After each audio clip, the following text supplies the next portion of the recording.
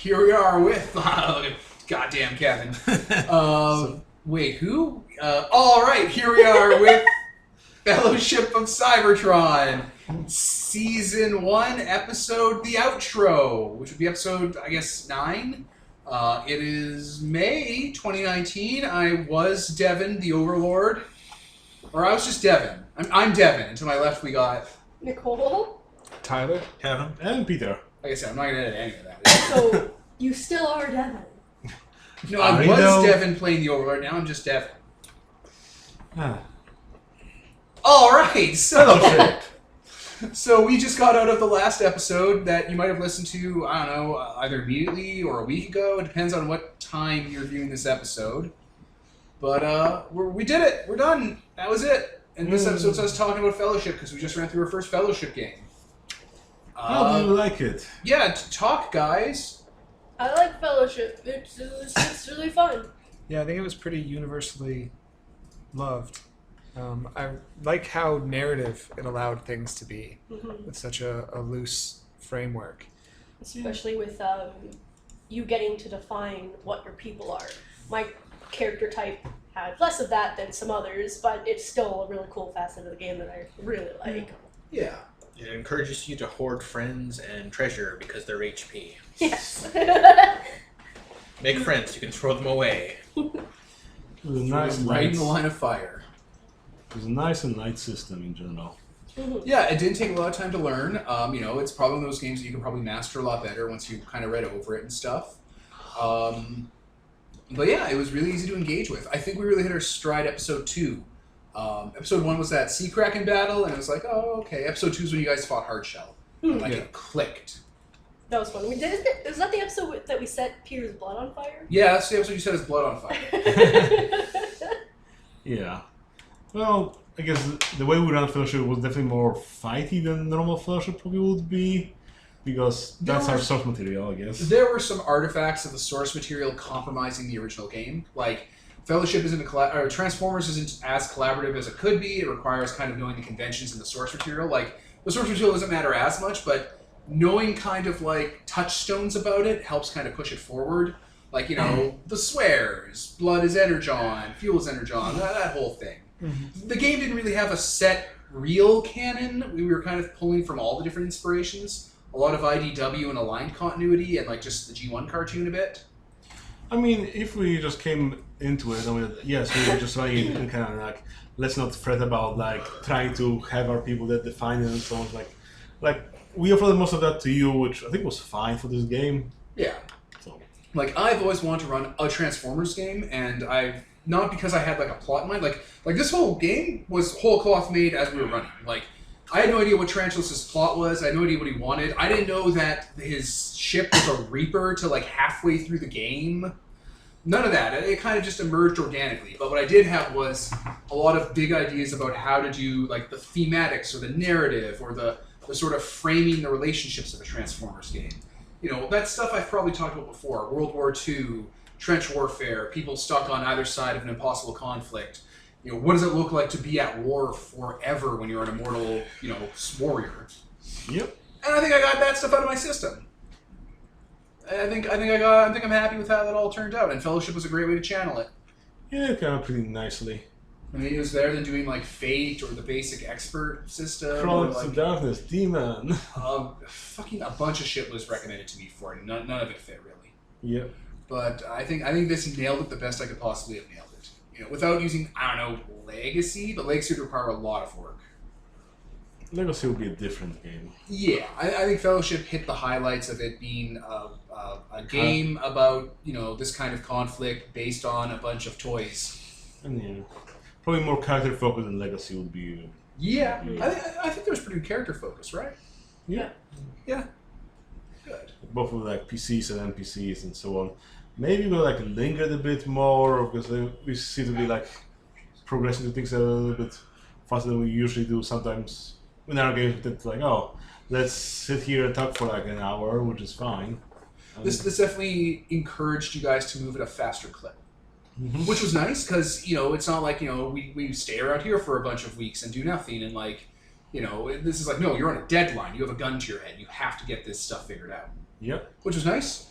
Also, yeah, it got us to move around and so on. We should normally just sit around in one place or deal with one place's problem and so on. Yeah, you definitely didn't have an HQ. You had to kind of split your time between a bunch of different civilizations. Yep. Yeah, anything else you guys want to add from that? Just impressions from the last session? Well, the Mass Effect combination with Transformers worked pretty well. Yeah, it really did. What, the Mass Effect and Transformers stuff? Yeah, the combination of the two. Yeah, I thought it was cute. I have an idea in mind that if we do another season or 2 more seasons or whatever, I might move you into the future where Mass Effect is happening and Earth has, Mass Effect 1 timeline where, like, Earth is trying to join the Citadel and stuff. Mm-hmm. And, maybe the 1985 stuff happened, and that could be cute, where it's like, oh, yeah, you want to join the Citadel, Earth? And it's like, yeah, sure. It's like, what about your robot friends? It's like, go fuck yourselves. We're not joining your stupid little Citadel. You're a bunch of goddamn young aliens who are like, ooh, machine life is evil. Go fuck yourself. Yeah, machine life is evil, and we're We'll the ones show in you charge evil. of everything. We'll show you evil. How old are you guys? We've been at this for like 1 billion years. Right, like the Asaris, like, we live for thousands of years in our space selves. And it's like, oh, wow, you live 1,000 years. That's really good for you. I nap for longer than that, man. Right? I had a gunshot wound for longer than that.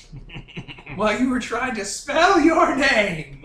I fucking love that you put that in, you son of a bitch. What's the reference to? Battlefield Earth. Ah. John goddamn Travolta, straightest man in Hollywood, screams that line out in the bar.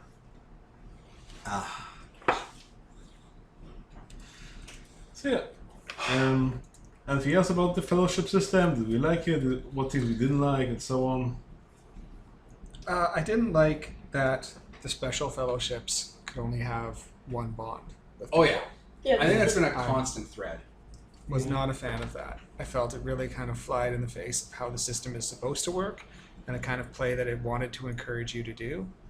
I see why they did it as a mechanical constraint, but I think they should do something else. I think the drawbacks for the more advanced playbook should be stuff that adds to the flavor of the game rather than just a mechanical, you can't take bonds. Yeah, for example, when you became more powerful, you got the weakness of the Overlord, and that was like a huge thing. That kind of stuff would be cool, yeah, instead of... Even something like where the more bonds you have, the more they start to go funny or something like that. Or Something. The powerful playbooks restricting you to one bond, deep bonds with people seems... I don't know. We understand where it comes from. Like, I think Yeah. we've independently, Peter and I have both talked to the creator about it. Yeah. Jacob? I can't remember. We've talked to him about it, and he said, yeah, it's to represent that, like, people who are powerful, kind of like Gandalf in those types of stories, are more aloof and separate from the group, and that's fine. They can't really relate to them, and that Yeah. makes total sense. Yeah, that is thematically sound. It's just not fun. Yeah. And Like- it works better when there is a Gandalf, as Yeah. opposed to 3 Gandalfs. Yeah. And like one person who's not Gandalf. Well, especially since you can take all Gandalf's powers just by going around it and taking the end of days and being like, I can still have bonds. Well, to be fair, we only had the two. Like, Nicole and Peter were Gandalfs to start. They were powerful playbooks. You two were normal. Yeah. But still, even at 50%, it's rough. Like, I don't even think, like, they recommend that no more than so much of the party should be a powerful playbook, but with that bond rule in place, really, you only kind of want one. Like, any more than one, it gets weird. Yeah. Just for, like, it's like, hey, we made a bond. It's like, no, we already filled out our bonds. We're done. No more bonds. Yeah. Yeah, no, that's definitely my biggest complaint. Yeah. Once again, we understand completely why it's there, thematically and everything. It's just, Do you think we should just house rule that away? we have to come up with an alternative, though. Would we, though?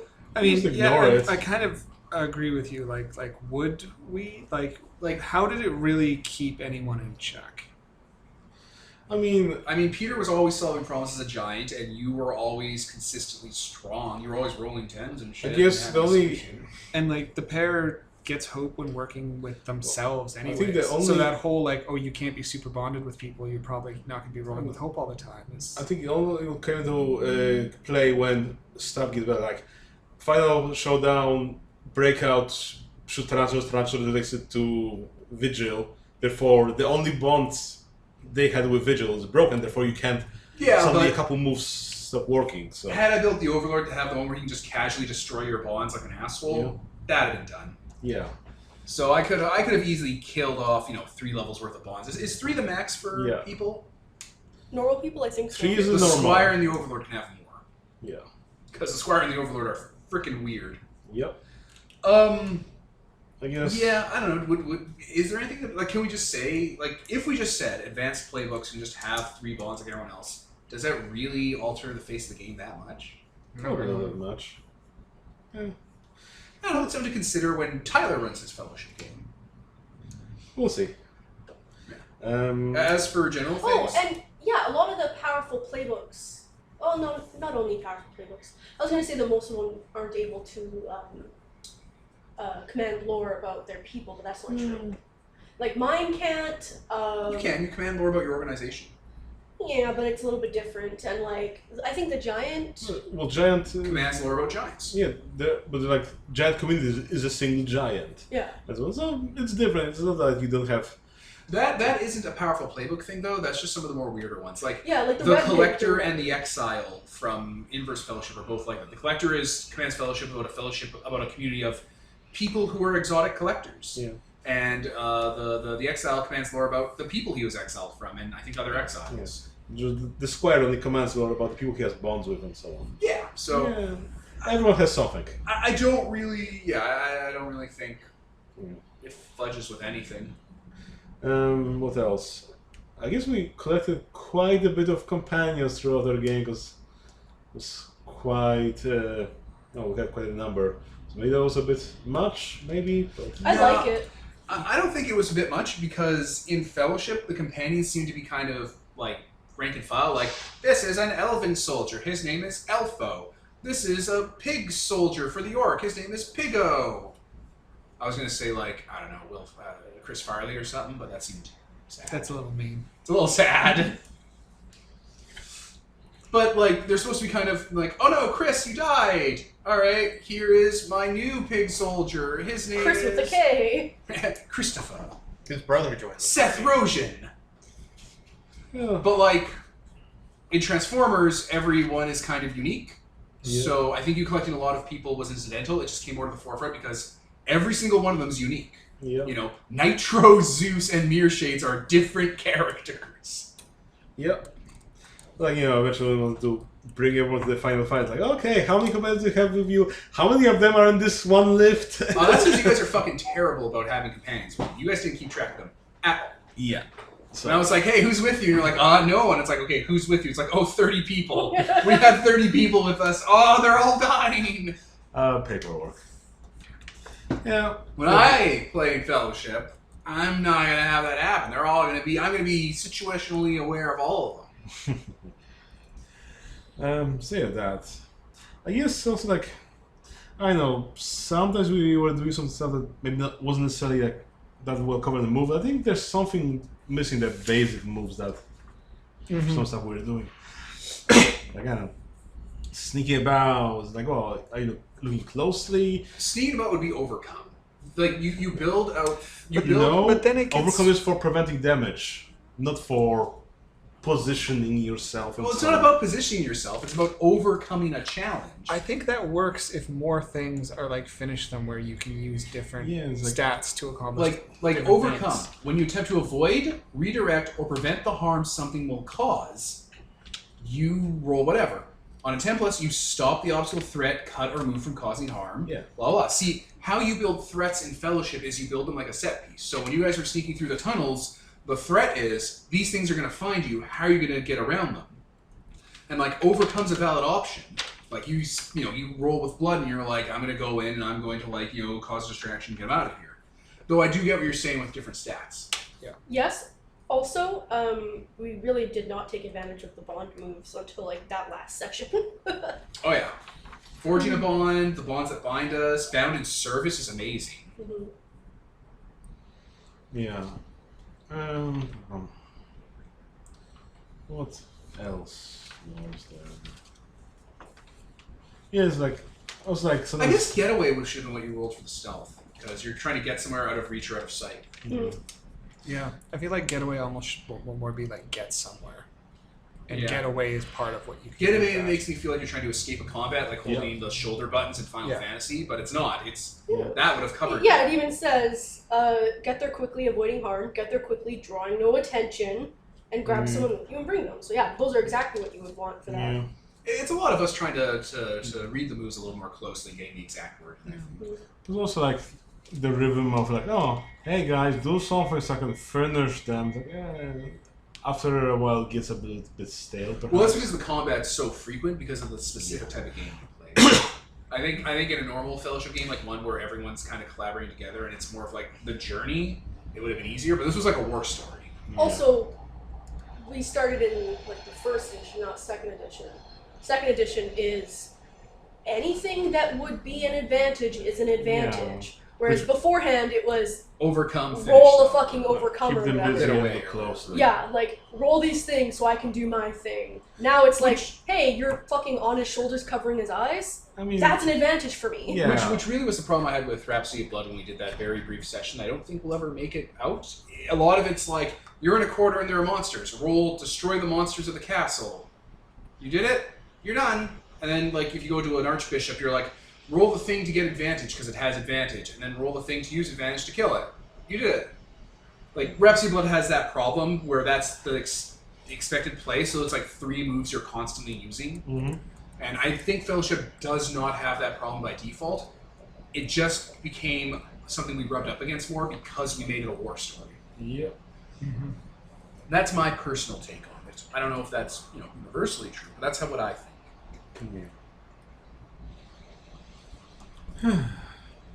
What else? It's also like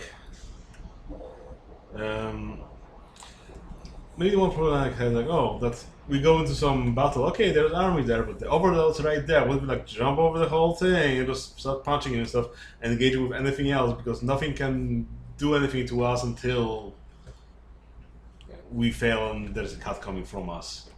Yeah, you guys were rolling pretty high, so I couldn't really hit you with cuts. Yeah, so like, even if you put like, oh, there's 2 enemies there and there's a boss. Okay, I just bypass the enemies and go for the boss because they can't do anything against me. What have you?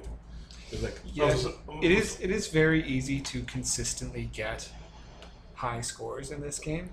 Like 3 of us were all able to build characters in such a way using not even the same techniques, but just things available to our characters Yeah. to get it to the point where when we were rolling stuff, it was pretty consistently Yep. 8 or 9 at the lowest. Yeah, it was aggressively skewed high. Yeah.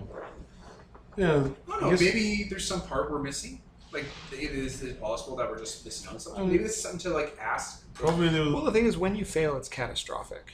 I mean, yeah, until a first card comes, Fellowship is an advantage because until you can separate them to get rid of their hope or something, then I personally feel, and this might just be me not having read the cuts close enough, but cuts should be happening on 9-.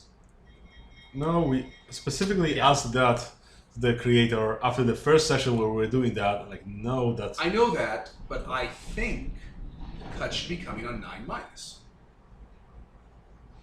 A lot of Because if cuts don't come on 9-, that means you're consistently not getting cuts, and it means when you do roll low, you get the idea that failure is a catastrophic thing you want to avoid. When it shouldn't be. Cuts should be things that liven up the game and spice it up. So if anything but a 10 is creating a cut, it's creating some sort of compromise in what you're doing that adds complications and twists in the narrative. so. I guess But if it was on a 9-, it would feel like we're never actually succeeding. See, that's something that comes up a lot in people talking about Fellowship on like Reddit and forums, and that's not it at all.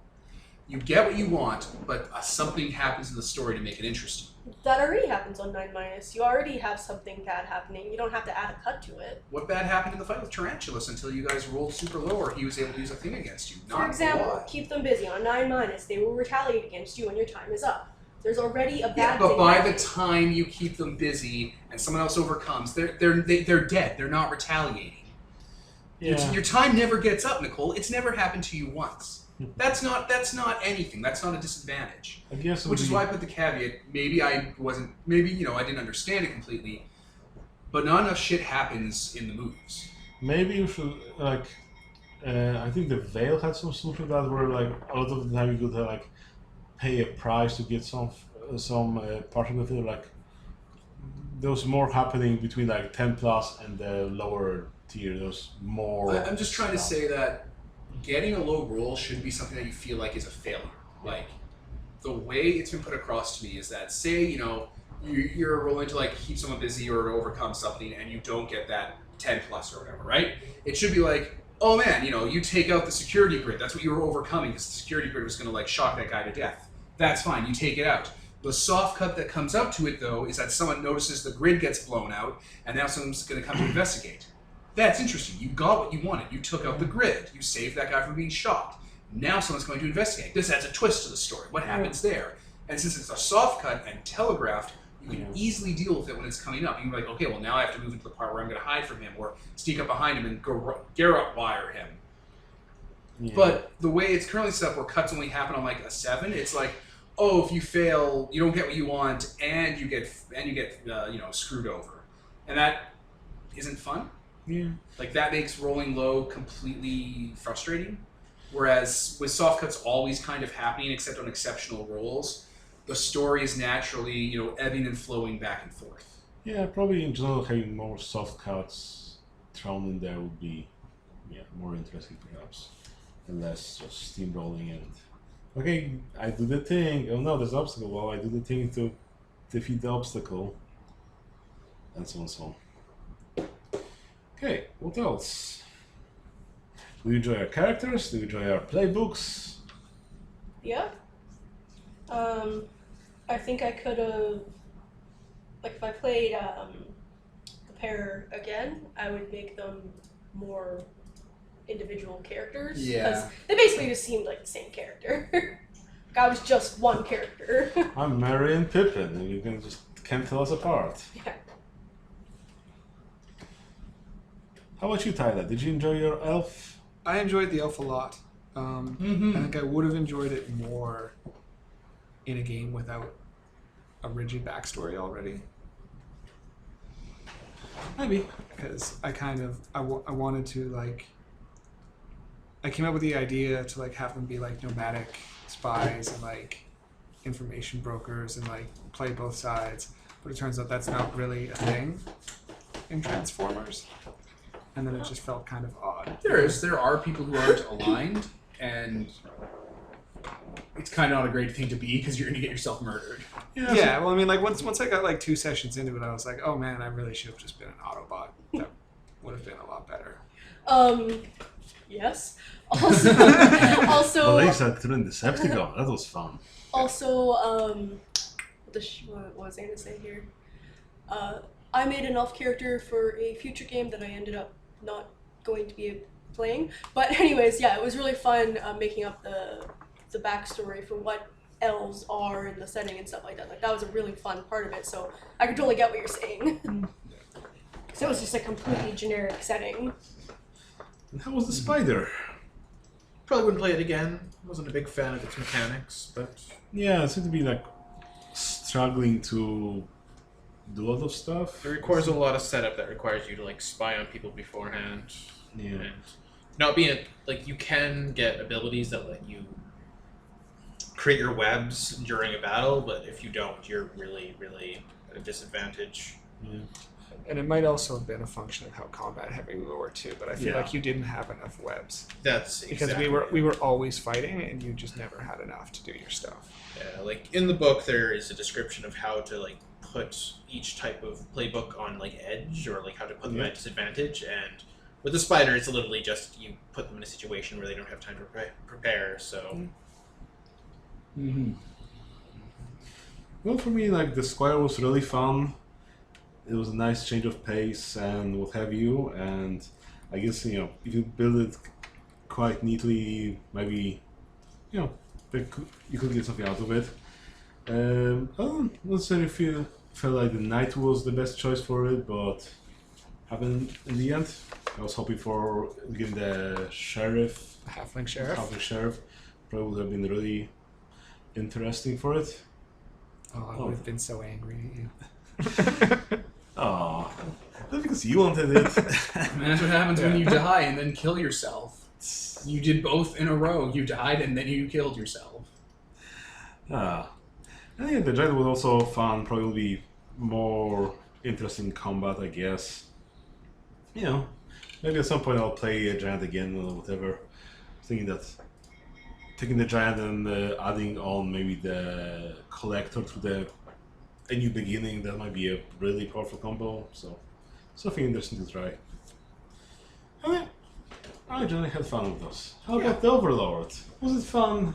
Yeah, Overlord was good. You got a lot of tools to work with. The one thing I wish is there were more custom moves. Like, sure, I could just make them up, but like, I ran through like most of them, and then I was kind of wanting for more fun moves. Yeah. So which moves did you enjoy? Let me take a look at what I took for Tarantulas. One where you off a character, one where you do the necrotic You fucking damage. asked me. Don't goddamn ask me and start fucking telling me what you goddamn piece of shit. So, the two I liked the most was Warmonger and Mastermind, but those are almost like, I'm not going to say they're necessary, but they're like the most bang for your buck ones. Warmonger gives you a second, Army. like entire army to have, which is cool for options. And Mastermind lets you have 3 master plans at once, and as a other thing lets you kind of like advance them. And like, I can't really see an Overlord that wouldn't do that. Like, those almost seem like normal natural advancements to take when you're the Overlord.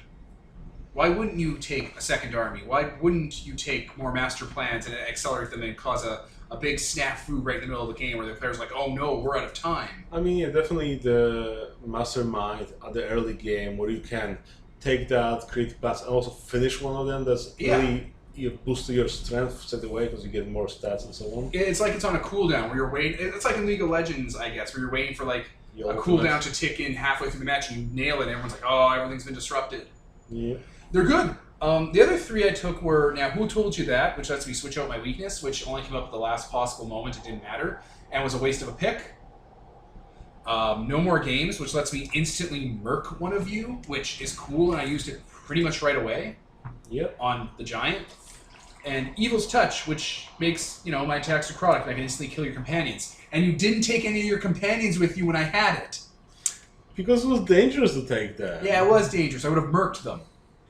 That word against them. Not just that, but like you made the entire hallways deadly, and most companions have like 1 stat. They would have died immediately. Yeah, no, there's no point in taking them. Yeah, I know. The only thing I'm not complaining about the reasoning. I'm just saying it wasn't really worth it.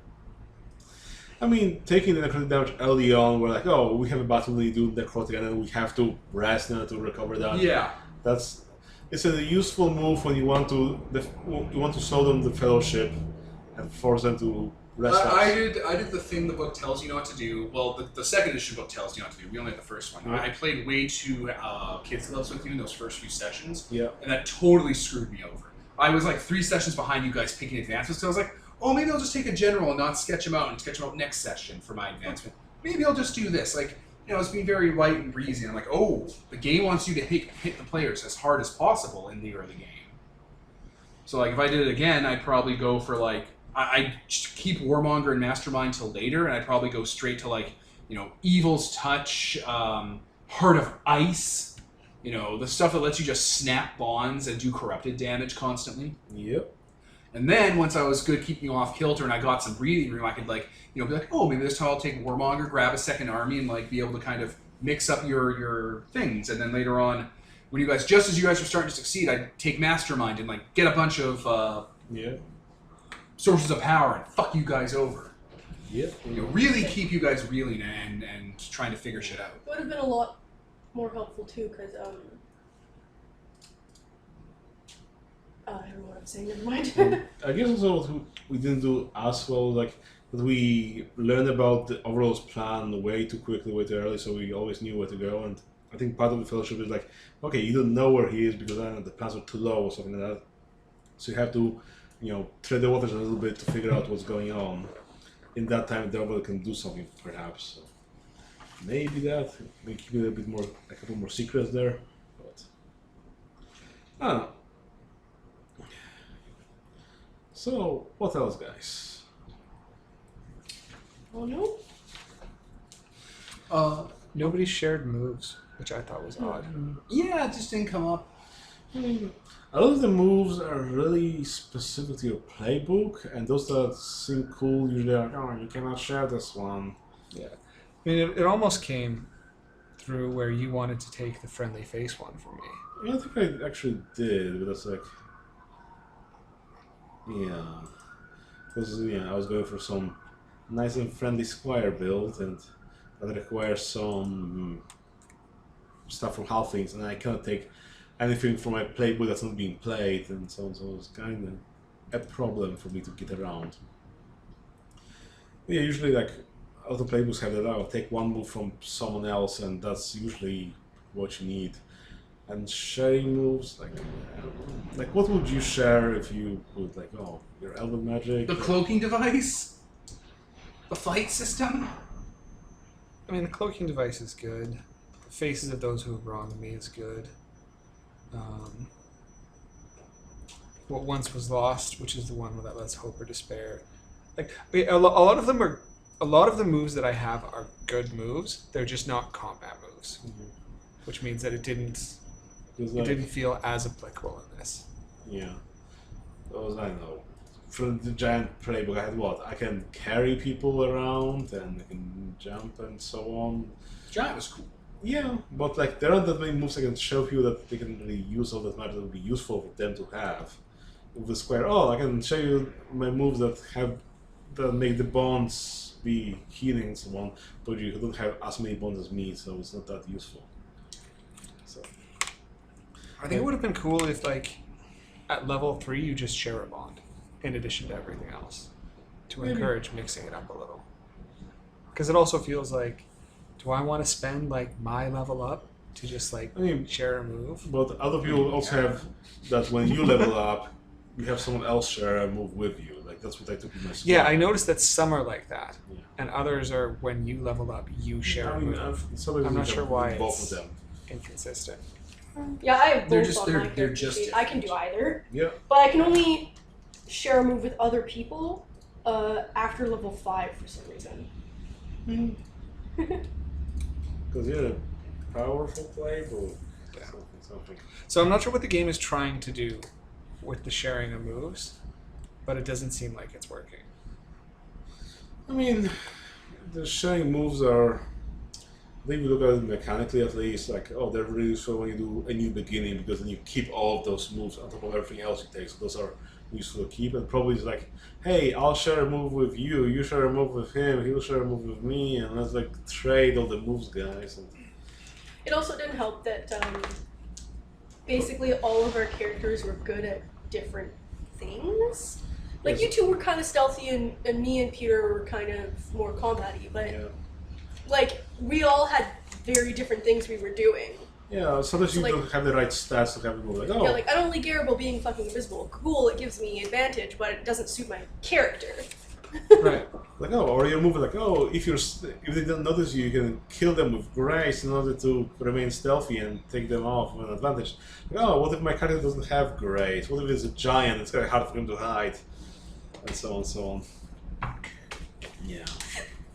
Just picturing him like, just like holding up like a little branch in front of him, like. I mean, wasn't that in like the Bay Transformers where like trying to sneak around the house or something like that? I think it happens in Bumblebee. I remember there was one in one of the Bay Transformers where some people are in the house. No one knows. I think Nobody I watched watched that. one of the Babe Transformers, but Bumblebee was really good. Bumblebee was amazing. It isn't a Bay movie. Yeah. I didn't like it as much. Fuck you. If Bumblebee didn't go to the planet, everything would have worked out better. What? No, it wouldn't have. They needed a base of operations. Bumblebee went there, went to coma, woke up. Yeah, it was a last-ditch effort of a dying people. It wasn't a tactical thing. It's like, okay, we're sending everyone to planets. Whoever survives can set up a forward base of operations. And Bumblebee, who is a nameless scout, who's super young, who isn't battle-ready, made it to a planet with intelligent life that would one day ally with them, got fucking almost wrecked by Decepticon, killed a bunch of other Decepticons, went into a coma, survived his coma, made peaceful contact, then killed those Decepticons and set up a base. Because of his actions, the humans have a means of detecting the Cybertronians, means of disabling them, and help, Yeah, it was a big accident. He wasn't like Also, though, they this have is- that, but the humans end up allying with the Autobots. and then anyways. giving the Autobots tools to detect Decepticons. Hmm? Bumblebee was a hero, god damn you. He was the littlest hobo, but from space. He was like a mute cat, just He big. was the littlest hobo. Alright? Okay. He's not Steve Rogers. If Steve Rogers, a trained Marine soldier, went in and stumble-fucked his way through that movie, yeah, you got a point. You know, this is Incompetent Man, the Winter Soldier. I got ya. But it's literally a small child robot who's a dog hobo. Alright? Give him some slack. He did his best. Okay, back to Fellowship.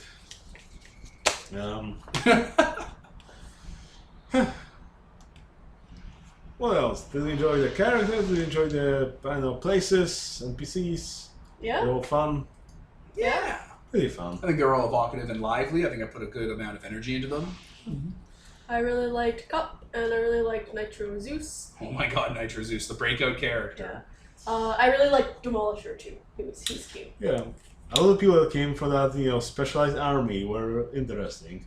And once that, got replaced with the zombie, like, oh, not as fun. Well, yeah, you guys destroyed the organization, so it's like, all right, we're done. That's fine. There's nothing else to do.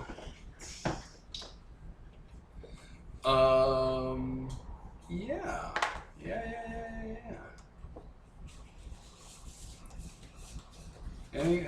Any other comment? Like, I'm excited for Fellowship generic. Like, just out of the box, collaborative Fellowship.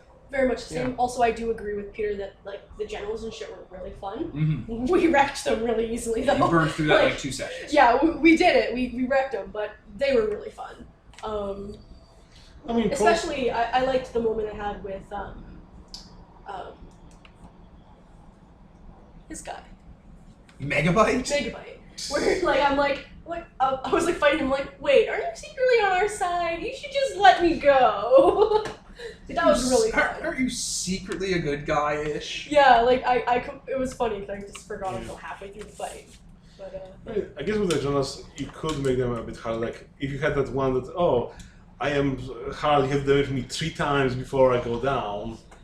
Yeah, people recommend having the tough guy as the general, but the Yeah. honor bound is way deadlier. it's Yeah. fun too. Both You of can- them. you I can found the really honor like bound it. just a little frustrating Hmm?